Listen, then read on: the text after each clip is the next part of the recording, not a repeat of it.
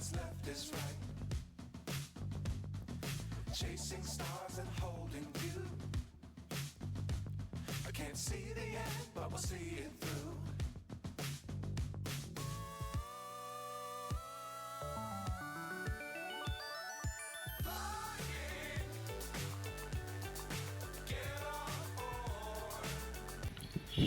Hi friends. So Nepal టూర్లోని video 2లోని భాగంగా మా ప్రయాణాన్ని కొనసాగిస్తున్నాము. సో మేము ఆ విధంగా వారణాసి నుంచి అయోధ్య నుంచి నెక్స్ట్ మేము ఇంకా మా ప్రయాణాన్ని కొనసాగించాము. సో అక్కడ నుంచి మేము పోఖరా వెళ్తున్నాము అన్న మీకు చెప్పే నైట్ జర్నీ స్టార్ట్ అయింది. సో ఇంక నైట్ మాకేం కనిపించలేదు, ఇంక నిద్రపోయారు ఎవరికి వాళ్ళు. సో ఎప్పుడు తెల్లారుతుంది, ఎప్పుడు కొత్త దేశంలోకి అడుగు పెడతాము. చాలామంది మొట్టమొదటిసారి కొత్త దేశం ఇంటర్నేషనల్ కంట్రీకి వెళ్తున్నట్టు మేము ఫీల్ అవుతున్నాం. నేపాల్ అయినా సరే పక్క దేశం కాబట్టి ఆ కొత్త ఫీల్‌లో ఉన్నాం మేము. సో అలాగే పడుకున్నాం, తెల్లారినప్పుడు చూద్దామని చెప్పేసి. అయినప్పటికీ 4 గంటలకి అసలు ఏ విధంగా అక్కడ ల్యాండ్ అదంతా ఒక నేచర్ ఎలా ఉంటుందని ట్రై చేసాం చీకట్లో కూడా చూడడానికి. అయినా కనిపించకుండా కొండలు, ఘాటీస్, అడవులు అలా కనిపించాయి. సో ఆ విధంగా మేము ముందుకు వెళ్ళేప్పటికి మొత్తానికి తెల్లారింది. నాకైతే అసలు చాలా ఇష్టం అసలు ఈ జర్నీలు చేయడం అంటే. సో ట్రావెలింగ్ అంటే నాకు చాలా ఇష్టం నాకు. అందువల్ల నేను ఏం చేస్తానంటే చాలామంది నాతో పాటు తీసుకొని ఒక టూర్స్ కింద వెళ్తూ ఉంటాం. సో ఎప్పుడు తెల్లారుతుందో చూసేప్పటికి తెల్లారింది చూడటం జరిగింది.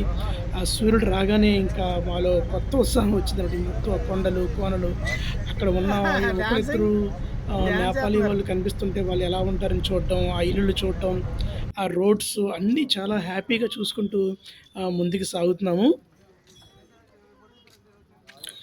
మొత్తానికి పోఖరా చేరుకున్నాము. ఆ రోడ్స్ అవన్నీ చాలా నీట్‌గా ఉన్నాయి అసల. సో ఒక ఇంటర్నేషనల్ సిటీ లాగే ఉంది.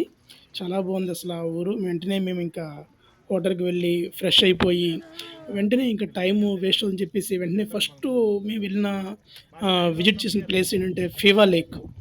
సో అది మనకి ఫోటోస్‌లో ఆటిల్లో చాలా బాగుంటది. అందుకని వేగంగా ఎంతో ఉత్సాహంగా వెళ్ళాం అందరం మొత్తం.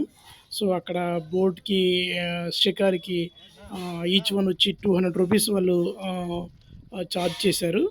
సో అందరం బోట్ షికారు చేసాము. చుట్టూ కొండలు, ఆ మధ్యలో వాటర్ ఉంటుంది. సేమ్ శ్రీనగర్‌లో దాల్ లేక్ లాగా.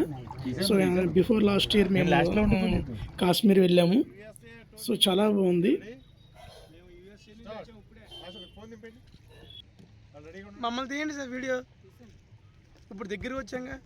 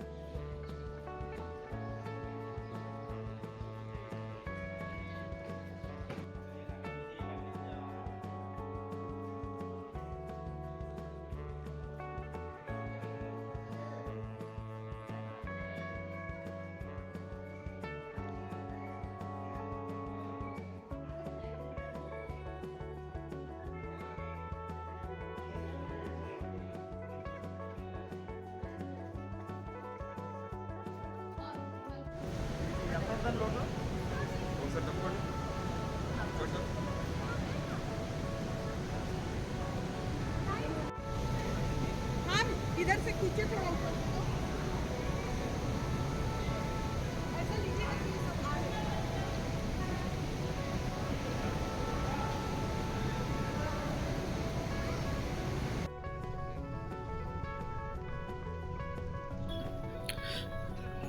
ఇంకా అక్కడ నుంచి మేము గుప్తేశ్వర్ కేవ్ నుంచి ఇంకా బయటకొచ్చిన తర్వాత ఒక కొండ మీద ఒక పెద్ద శివుని విగ్రహం ఉంది. చూడ్డానికి చాలా బాగుంది.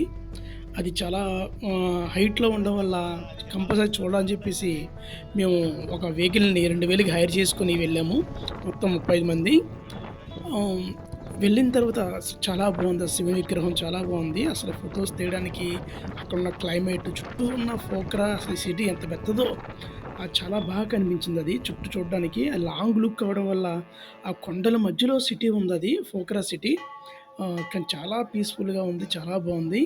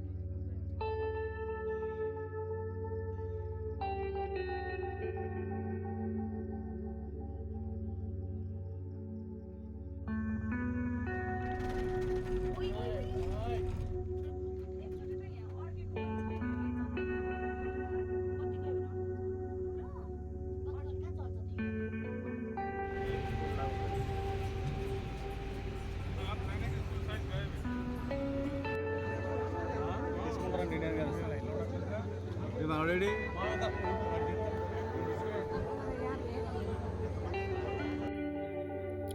ఇంకా రెండో రోజు తర్వాత రోజు ఇంకా మేము పోఖ్రా నుంచి ఇంకా బయలుదేరాము ఇంకా కాట్మాండ్‌కి. సో, ఈ పోఖ్రా నుంచి కాట్మాండ్‌కి వెళ్ళే హైవే రోడ్‌లో మధ్యలో ఒక పాయింట్ ఉంటది. సో, ఆ పాయింటు మానక్‌మన టెంపుల్. అది రోప్ వేతో మనం వెళ్ళాలి. టికెట్ రూ. 300 అది. మొత్తం కింద ఒక రివర్ ప్రవహిస్తూ ఉంటది. దాని పైనుంచి రోప్ వే వెళ్తాము. ఒక 2, 3 హిల్స్ దాటిన తర్వాత ఈ మానక్‌మన వస్తది. సో, మొత్తం వెళ్ళే ట్రావెలింగ్ అంతా రోప్ వే కాబట్టి ఒక 20, 30 మినిట్స్ ఈ యొక్క జర్నీ ఉంటది రోప్ వేలో. సో, ఆ నేచర్ చూడడానికి చాలా బావుంటది. అలాగే ఆ మానక్‌మన టెంపుల్ నుంచి అవతల వైపు ఉన్న మనకి హిమాలయస్ మనకు కనిపిస్తూ ఉంటాయి. నవంబర్, డిసెంబర్, జనవరి ఆ ప్రాంతంలో అయితే.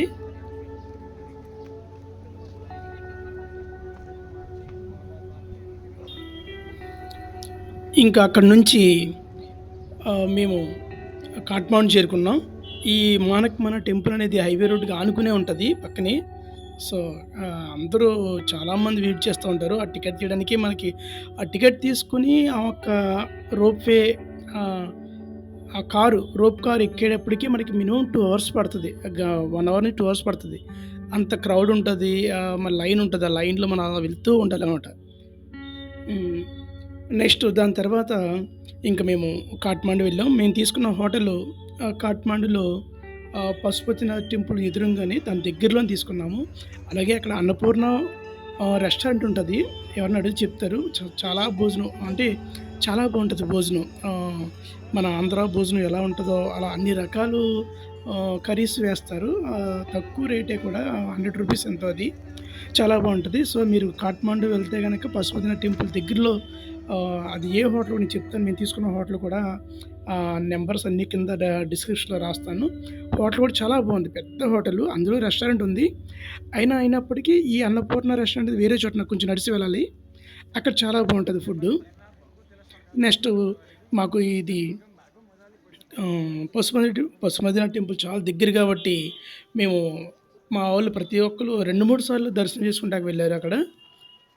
కానీ అక్కడ లోపల మట్టికి కాట్మాండులో ఏ టెంపుల్‌లో అయినా సరే ఫోటోస్ తీస్తే చాలా అసల ర్యాష్గా మనల్ని కంట్రోల్ చేస్తున్నారు. అసలు గన్స్ చూపిస్తున్నారు ఏకంగా.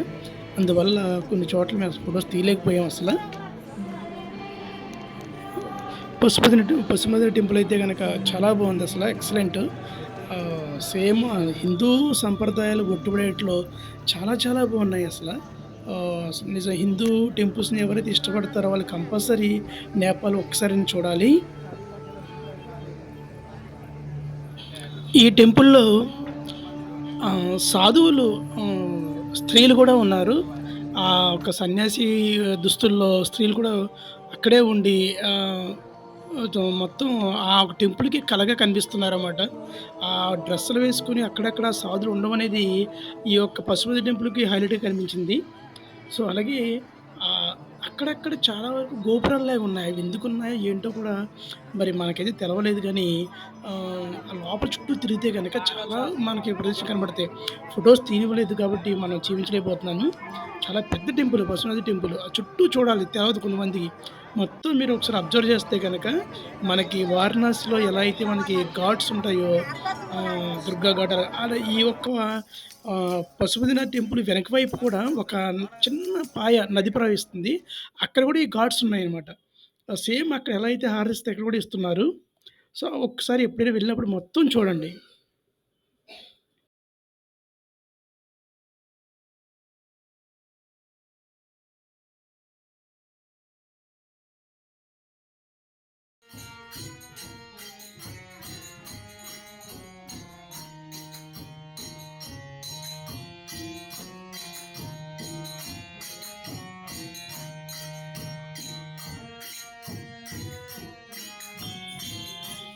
ఇది కాఠ్మాండూలో ఉన్న ఒక శక్తిపీఠము. దీని పేరు గుహేశ్వరి శక్తిపీఠము అమ్మవారు. లోపల ఒక చిన్నది, ఒక బాబావారి సత్రం కూడా ఉంది చిన్నది. అక్కడ నిరంతరం భజనలు జరుగుతూ ఉంటాయంట. అక్కడ భజనలు చేస్తున్నారు. అక్కడ ఎంతోమంది ఫోటోస్, అంటే ఒక టెంపుల్‌కి, ఆ సత్రానికి సేవ చేసిన వాళ్ళ ఫోటోస్ చాలామంది ఆ ఒక్క లోపల ఉన్నాయి ఒక గదిలో. అందులో వీళ్ళు బాబా ఫోటో పెట్టుకొని ప్రార్థనలు చేస్తున్నారు. అలాగే ఈ గుహేశ్వరి శక్తిపీఠము లోపల టెంపుల్ అంతా మొత్తం ప్రతి విగ్రహం కూడా ఎక్కువ మొత్తానికి మెటల్‌తో చేసినవే ఉన్నాయి. మీరు ఒకసారి క్లియర్‌గా చూడండి ఒకసారి.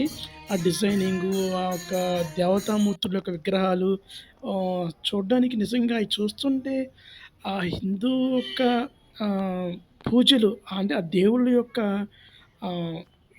ఎలా చెప్పాలంటే మహిమ చాలా ఎక్కువ ఉన్నట్టు అనిపిస్తది మనకక్కడ. అంటే ఎంత శక్తి ఉన్నదో అక్కడ చూస్తే గనక కాట్మండ్ టెంపుల్ చూస్తే మనకు అర్థమవుతది. ఆళ్ళ హిందూ టెంపుల్స్ యొక్క శక్తి ఎంతో. సో, చాలా బాగున్నాయి. ప్రతి ఒక్క అణువు చూస్తుంటే చాలా సంతోషం అనిపించింది.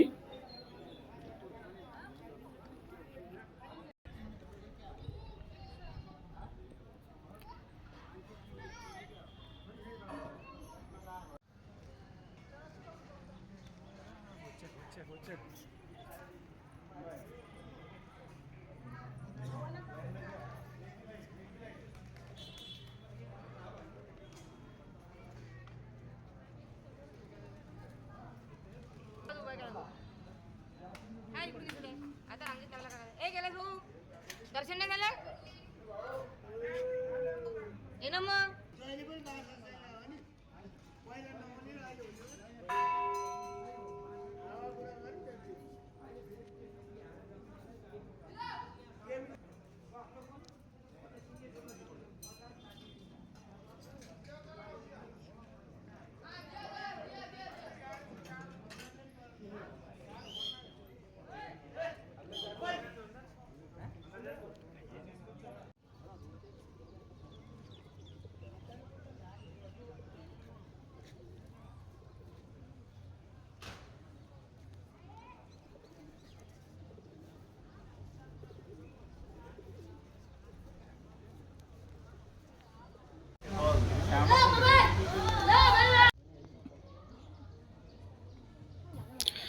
తరువాత మేము చూసిన మూడవ విజిటింగ్ పాయింట్ బుద్ధ నీలకంఠ. ఇది చాలా బాగుంది. ఇది ఒక కోనేరులో నీలకంఠుడు, అంటే విష్ణుమూర్తి ఆ నాగశేషు అంటే పడగల మీద ఆ నీటిలో తేలుతూ ఉన్నాడు. అంత భారీ ఆహ్, విగ్రహం ఆ రూపం విగ్రహ రూపం ఆ నీటిలో తేలడం అనేది చాలా అత్యద్భుతంగా కనిపిస్తుంది. ఇక్కడ కూడా ఎక్కువ ఫోటోస్ ఎవరిని తీయనివ్వట్లేదు. ఏదో వాళ్ళకి కనిపించకుండా కవర్ చేసుకుంటూ తీసాం మేము. వీడియోస్ తీసాము. ఇది కూడా చాలా బావుంది. సో, కాఠ్మాండూలో రుద్రాక్షలు చాలా ఫేమస్.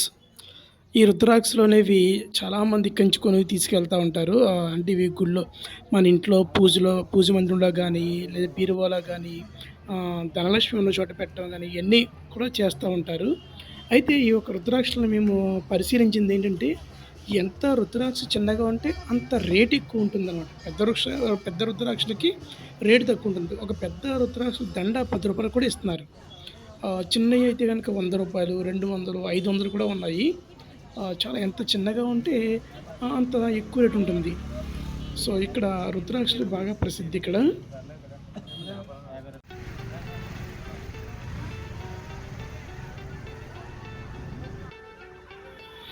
తరువాత మేము చూసిన విజిటింగ్ ప్లేస్ స్వయంభునాథ్ టెంపుల్. ఇది అత్యద్భుతం.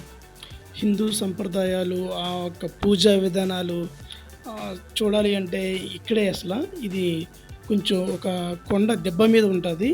సో, ఆ పైనుంచి మనం చూస్తే కాఠ్మాండు సిటీ మొత్తం మనకి క్లియర్‌గా కనిపిస్తది. ఎంత పెద్ద సిటీగా మనకి అసలు చాలా అద్భుతంగా కనిపిస్తూ ఉంటది.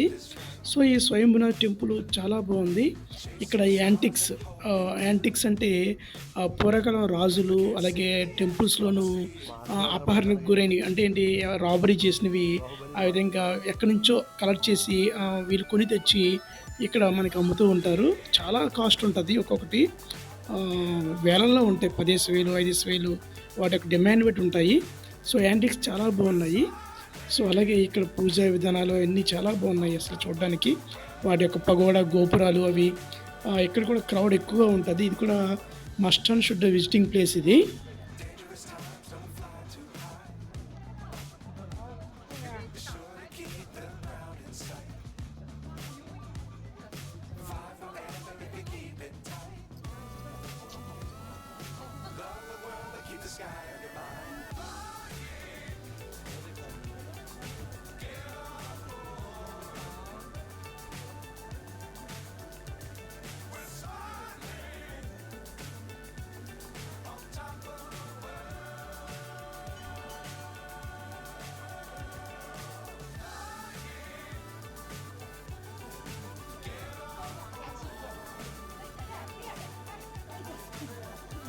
他说等一会儿要放着三角下用。从哪里结合了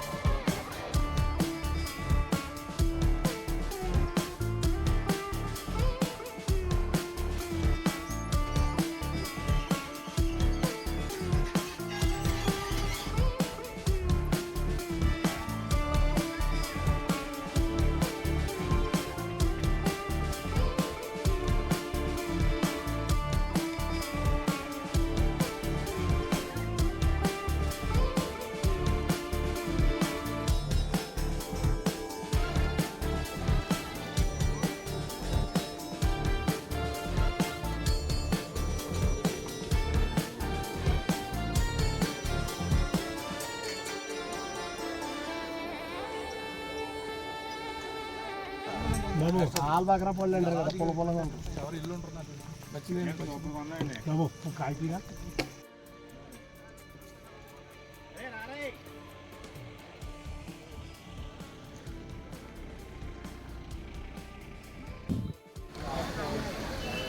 తర్వాత మేము ఇంకా అక్కడి నుంచి ఇంకా నాగర్కోట్ అని ఒక హిల్ స్టేషన్కి వెళ్ళాము. అది మన కాఠ్మాండు నుంచి ఒక 35-40 కిలోమీటర్స్ దూరం ఉంటుంది. అది ఒక హిల్ స్టేషన్ అది. అక్కడ నుంచి వ్యూ పాయింట్ అంటే మనం మంచుతో కూడిన హిమాలయస్ చూడడానికి అది ఒక వ్యూ పాయింట్ అది. అది మేము వెళ్ళిన సందర్భం మబ్బుగా ఉంది అప్పుడు. మాకు అయితే కనిపించలేదు. సో, ఈ వెళ్ళే దారిలో చాలా ఈవెంట్స్ ఉన్నాయన్నమాట. అంటే రోప్‌వే 2 కొండల మధ్యలో తాడుతో వెళ్ళడం, అలాగే ఆహ్, వేగంగా ఏదో పారాచూట్‌తో మూవ్ అవ్వడము, ఇలాంటి కొన్ని కొన్ని ఈవెంట్స్ ఉన్నాయక్కడ. అవి చేస్తున్నారు. అలాగే మధ్యలో ఒకటి బుద్ధుడికి సంబంధించింది ఒక మంచి పాయింట్ ఉంది. చాలా అది ఫోటోస్ తీయడానికి చాలా బావుంటది. అక్కడే రెస్టారెంట్ ఉంది. మనం అక్కడే ఆర్డర్ ఇచ్చుకొని, మనం పైనున్న వ్యూ పాయింట్‌కి వెళ్ళి మళ్ళీ తిరిగి వచ్చిన తర్వాత మనం భోజనం చేయొచ్చు అక్కడ ఫుడ్డు. సో, చాలా బావుంది. అక్కడ మనకి టైమ్ పాస్ అది.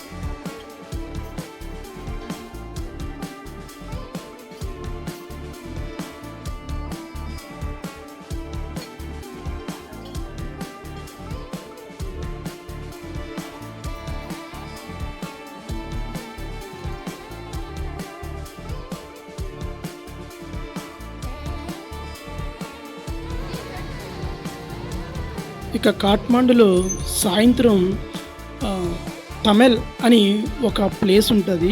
అది షాపింగ్ కాంప్లెక్సెస్. రకరకాల అంటే టూరిజం సంబంధించిన మంచి మంచి వస్తువులన్నీ అక్కడ ఉంటాయండి, అన్ని రకాలు. అలాగే స్పా ఇవన్నీ కూడా అక్కడ ఉంటాయి. సో, చాలా చైనీస్ కూడా ఒక స్ట్రీట్ అయితే మొత్తం చైనీసే ఉంటారు.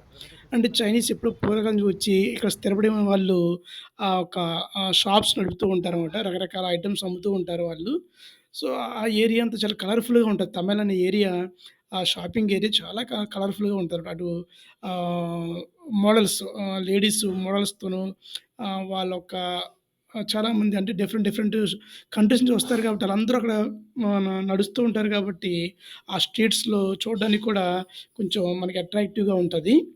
సో, కంపల్సరీ తమిళ్ అనే స్ట్రీట్ కూడా అందరూ విజిట్ చేయాలి.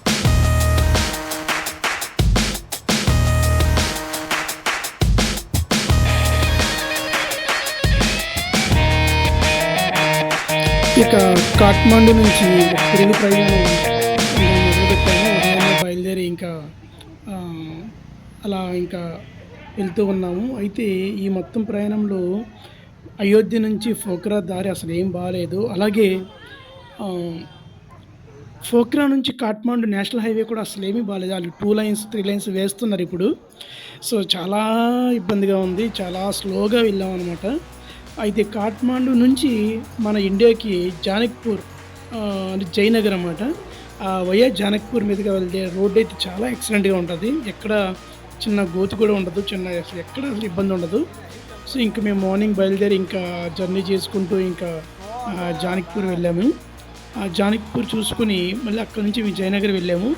సో, మా రొ వెళ్ళే మనకి అయో అయోధ్య నుంచి బోర్డర్ పోఖ్రాకి వెళ్ళేటప్పుడు అయోధ్య దాటిన తర్వాత బో స్ట ఎంట్రన్స్ బోర్డర్ అయితే ఎక్కువ టైం పడుతుంది కానీ, రిటర్న్ అంటే నేపాల్ నుంచి ఇండియాకి వచ్చేటప్పుడైతే అంత టైం పట్టదు. ఇండియా నుంచి నేపాల్‌కి వెళ్ళినప్పుడే ఎక్కువ టైం పడుతుంది. సో, ఈ జానకిపూర్ కూడా మేము చూసుకొని అక్కడి నుంచి ఇంక జయనగర్ మేము మళ్ళీ బయలుదేరాం.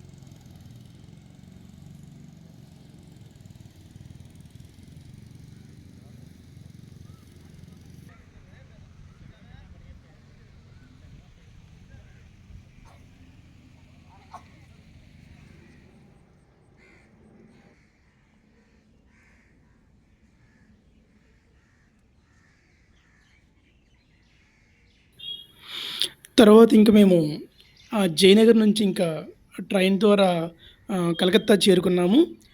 కలకత్తాలో మళ్ళీ మేము 2 రోజులు స్టే చేసాము. సో, కలకత్తాలో చాలా మంచి మంచి ప్లేసులుంటాయి. సో, నిజం చెప్పాలంటే ఆహ్, హై స్కూల్ లెవెల్ నుంచి కాలేజ్ చదివే పిల్లలందరికీ కూడా ఎక్కువ నాలెడ్జ్ బేసు కలకత్తాలో ఉంటది. అక్కడ అతిపెద్ద ఇండియన్ లైబ్రరీ అక్కడే ఉంది. అలాగే అతిపెద్ద మ్యూజియం అక్కడే ఉంది. అలాగే అతిపెద్ద జూ అక్కడే ఉంది. సో, అలాగే ఇండియాలోనే అతిపెద్ద సైన్స్ సిటీ అంటే సైన్స్ మ్యూజియం అనమాట. అది చాలా ఎక్సలెంట్‌గా ఉంటదది. కలకత్తాలో ఉంటది. ఆ ఒక్క సైన్స్ సిటీ చూడ్డానికి మనకి పూర్తిగా అయితే ఎర్లీ మార్నింగ్ వెళ్తే గనక ఒక రోజు పట్టేస్తదది మొత్తం చూడాలంటే గనక ఇంకా క్లియర్‌గా. అయితే ఇందులో భాగంగా మేము రామకృష్ణ మఠం ముందు చూసాము. ఇది చాలా అత్యద్భుతంగా ఉంది. గంగా నది ఒడ్డున ఉంటదిది. సో, అక్కడ ఒక మహల్స్ చాలా బాగా కట్టారు వాళ్ళు. అందులో రామకృష్ణ పరమహంస యొక్క విగ్రహము, దాని యొక్క పూజకి ధ్యానం చేసుకుంటాకి చాలా ఆహ్, నిశ్శబ్దంగా ఉన్న మంచి ఆహ్లాదకర వాతావరణం అక్కడుంది. అలాగే దాంతో పాటు అప్పటినుంచి ఎవరైతే గనక ఆ ట్రస్ట్‌ని పరిపాలించారో వాళ్ళ యొక్క సమాధులు అక్కడున్నాయి. అలాగే దాని తర్వాత ఇంకా మేము దక్షిణేశ్వర టెంపుల్‌కి వెళ్ళాము. అది కూడా గంగా నది ఒడ్డునే ఉంది. ఇది శివుని టెంపుల్ ఇది. ఇది కూడా చాలా ఎక్సలెంట్‌గా ఉంది. దీని తర్వాత ఇంక ఇండియన్ మ్యూజియంకెళ్ళాము. ఇంక ఇండియన్ మ్యూజియం అయితే చాలా అద్భుతం అసల. అక్కడ ఉన్న ఫాజిల్స్ ఆహ్, ఎప్పటివో భద్రపరిచి అక్కడ ఉంచారు. అయి ఎప్పుడెప్పుడివో అంటే క్రూర అడవిలో ఉన్న ఎన్నో జంతువులని అంటే ఆహ్, రియల్ కలేబర్ అనమాట ఇంకా. రియల్ ఫాజిల్స్ అక్కడున్నాయి. అయన్నీ మనం చూడడానికి చాలా అద్భుతంగా ఉన్నవి. సో, ఇవన్నీ చూసుకుంటూ ఆ తర్వాత మేమింకా సైన్స్ సిటీకి వెళ్ళాము.